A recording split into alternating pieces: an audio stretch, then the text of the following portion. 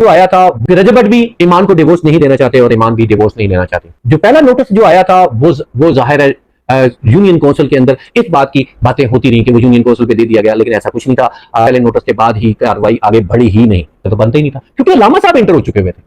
علامہ صاحب چاہتے تھے کہ اس رشتے کو کسی نہ کسی طریقے سے جوڑ دیا جائے. رجب بٹ کی بالکل ارادہ نہیں ہے کہ وہ اپنی بیگم کو طلاق دیں, ان کا بچہ در بدر ہو. یہ تو کہیں ڈیورس ہونی نہیں چاہ رہی. لوگ جو ہے وہ باتیں کر رہے ہیں اور کہہ رہے ہیں ایمان رجب کا نام کیوں نہیں ہٹا رہی, وہ رجب کا فیم لے رہی ہے کیونکہ ایمان رجب کی بیوی اب بھی موجود ہے. ایمان کے ماموں اور انکل کی آڈیو سامنے آئی ہے جس میں وہ بتا رہے ہیں کہ رجب بٹ نے ایمان کو ایک طلاق کا نوٹس دیا, اس کے بعد مزید کوئی کارروائی نہیں کی. ایمان ابھی بھی رجب بٹ کی بیوی ہیں اور اسی وجہ سے وہ رجب بٹ کو انسٹا پر فالو بھی کر رہی ہیں اور انہوں نے ان کا نام بھی نہیں ہٹایا ہے. تاہم ایمان اور ان کے گھر والوں نے بھی اس حوالے سے خاموشی اختیار کی ہوئی ہے کیونکہ وہ ابھی ایمان کا رشتہ ختم نہیں کرنا چاہ رہے. ظاہر ہے بچہ چھوٹا ہے اور بات بن جائے تو اس سے اچھی کیا ہی بات ہوگی. نہ ہی رجب بٹ چاہتا ہے کہ وہ ایمان کو طلاق دے اور اس کا بچہ جو ہے وہ در بدر کی ٹھوکر کھائے. ابھی بھی امید باقی ہے, جب تک سانس ہے تب تک آس ہے. رجب بٹ کی جو ایک خواہش ہے وہ اپنے بچے کے حوالے سے بہت ایموشنل ہے, اور ایک انٹرویو میں اس نے بتایا بھی تھا کہ میں دیکھنے میں بہت زیادہ اسٹرانگ لگتا ہوں, سب سے پنگے لینے والا, لیکن میں دل میں بہت کمزور سا آدمی ہوں. زلزلہ آ جائے یا پھر میری ماں کو کچھ ہونے کا میرے ذہن میں خیال آ جائے تو میں ایک دم سے جو ہے وہ چونک جاتا ہوں, کیونکہ میں دل کے اندر دل میں بہت ایک چھوٹا اور کمزور دل کا مالک ہوں. تو جو بندہ اتنے کمزور دل کا مالک ہو وہ اپنے بچے کے حوالے سے بھی تو کچھ نہ کچھ سوچتا ہی ہوگا.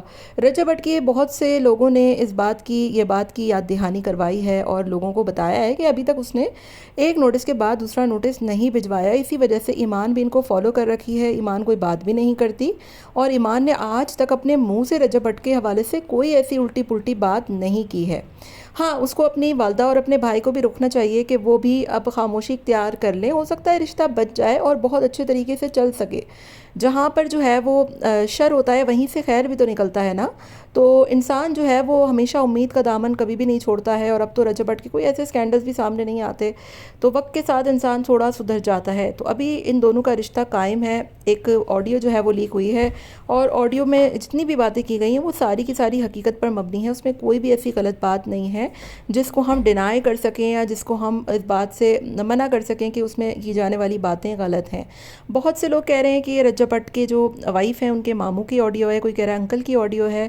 بہرحال جو بھی اس میں باتیں کی گئی ہیں جس کی بھی طرف سے کی گئی ہیں وہ بالکل ٹھیک ہے. اگر آپ لوگوں کو اس بارے میں معلومات ہو کہ کس کی آڈیو لیک ہوئی ہے مجھے کامنٹ میں ضرور بتائے گا. ہو سکتا ہے کہ ان کے ماموں نہ ہو, ان کے انکل نہ ہو, کوئی اور ہو, لیکن جو بھی اس میں تجزیہ کیا گیا ہے ایمان اور رجب کے حوالے سے وہ بالکل ایکوریٹ ہے اور میں اس بات سے بالکل اتفاق کرتی ہوں.